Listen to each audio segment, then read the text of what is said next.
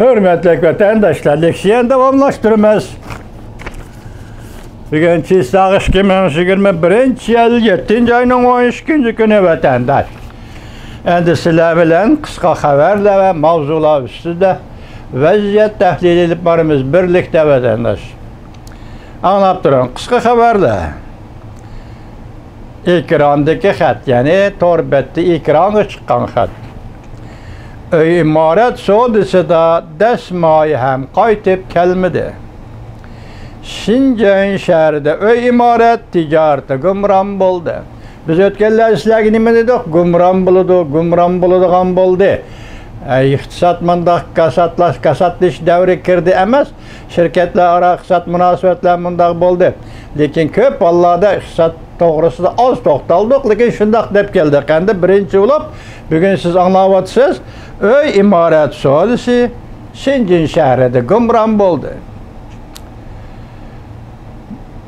Mavzu shu ekrandan keyingi mavzu. Şinjan shahrida nimkash uylar sodasi tushib ketdi. Soda qilg'uvchilarning dastmoyisi tugashdi. Dudun Yanbao YouTube 7. ayının 9. günü. Jungo yerim ötközgüç texnik şirketi Ziguang guruhi gumron bo'ldi. Növbetde 200 milyard yuan qarz ko'tarilmay qoldi. Bu Çinhuada şehirde kurulan ilmi tadqiqot bilan shug'ullangan şirket Ziguang guruhi gumron bo'ldi. Dudun Yanbao 7. ayının 11. günü YouTube. 7 yıl içinde Xi Jinping Jungo'da besep çıkargan pul 60 yıl içinde Jungo'da besep çıkarılgan pulunun umumi sanı neşip gitti. Kendiniz vatandaşıma hükümet hatta devlet ilgiligideki şirketle hesapsız qarz pulunu fuqarolarning zimmasiga yoki Jungo graydarlarning zimmasiga yuklashga boshladi. Chin xonimning ko'z qarashlari, yo'q, Jin xonimning ko'z qarashlari. YouTube 7. ayının 7. günü. Ziguang guruhining gumron bo'lishiga agishib Hongdeng guruhi gumron bo'ldi. Bu dahshatli ishlar bu vatandosh. Canlının nazarı, canlı silahı tanışı obzorçu. YouTube 7. ayının 11. günü. Bir yerde Ziguang guruhi, canlı guruhi, Ziguang guruhi Çinhua daşaya, Çinhua Üniversitesi. Hazır bu Ziguang canlı guruhi'ye gitti. Şinjan gumron oldu. Canlının nazarı Ziguang guruhi.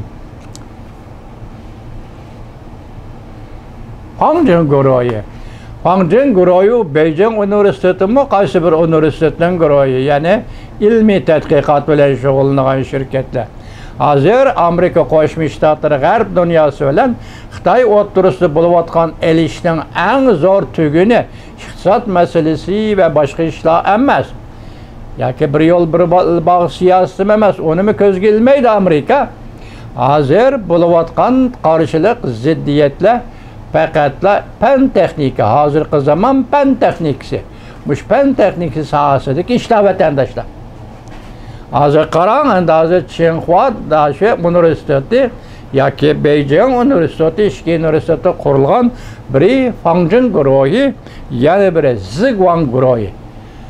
Bunun ichida Ziguang guruhi 200 milyard qarz pulni ko'tarolmadi.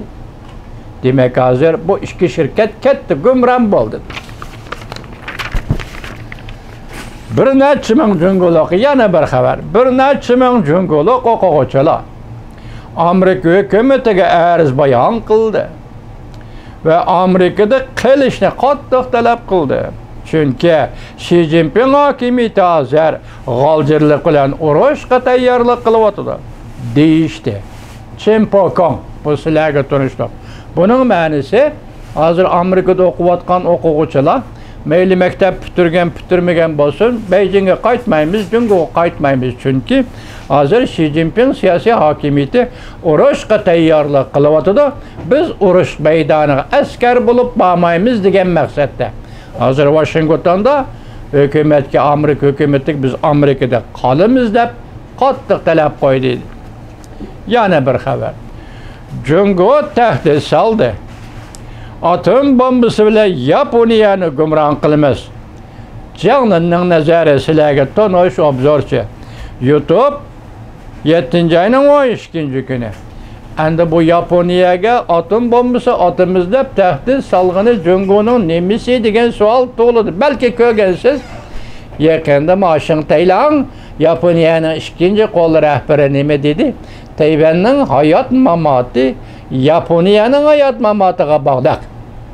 Yoki Yaponiyaning hayot mamoti Tayvanga bog'liq.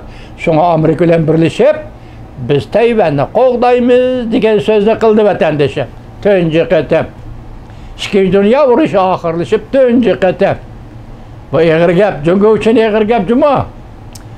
Jungoliklar ko'tarib qo'polmaydigan, mukchiyib ketadigan. Agar bu yukni ko'tarsa, Jungoliklar mukchiyib ketadigan yuk bu.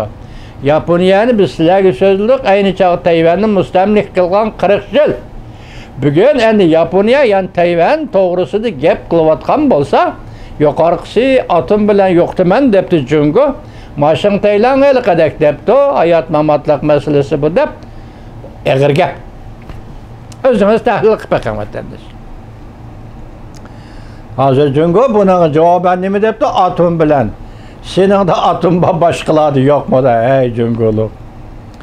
Yana bir xabar. Shanxay uy imorat iqtisodiy sohasida zo'r o'zgarish bo'ldi. Uy imorat tijarati qilg'uvchilar vodokopga chiqishga boshladi. Zo'r miqdorda mablag' va kapital Shanxaydan chekindi. Nimkash uylar savdosi to'xtab qoldi. Jungo uy imorat tijorat mazg'ab iqtisodi yemirildi. Ala sharin. Agar mush xabar rost bo'lsa, Jungoda iqtisod yemirildi. Jungo iqtisodining taraqqiyoti va uni oxirigacha elib berish va yoki Jungo iqtisodini yuksaltirish, zari Jungoda iqtisod bilan shug'ullanish nima desangiz, bu imorat tijorati vatandosh. Nima uy imorat tijorati? Uy imorat tijorati bugun yemirildi, mazg'ab yemirildi degan gap Jungoda iqtisod yemirildi, gumron bo'ldi deydi. Hazır uy bahosining tushib ketishi emasdan joy-joylarda Jungoda bu bugun zarur bo'lgan yoki majburlangan vaziyat bo'lib qoldi. Buni moddudun ham bor. YouTube 7 ayning 12 kuni. Ko'rib o'tdingiz vatandosh, hozir biz hem iqtisodiy ahvol, hem siyosiy ahvol, masalan Yaponiya bilan bo'lgan munosabat degandek, Xitoy hukumatining hozir qandoq bir ziddiyat davriga kirganligini ko'rib oldingiz vatandosh.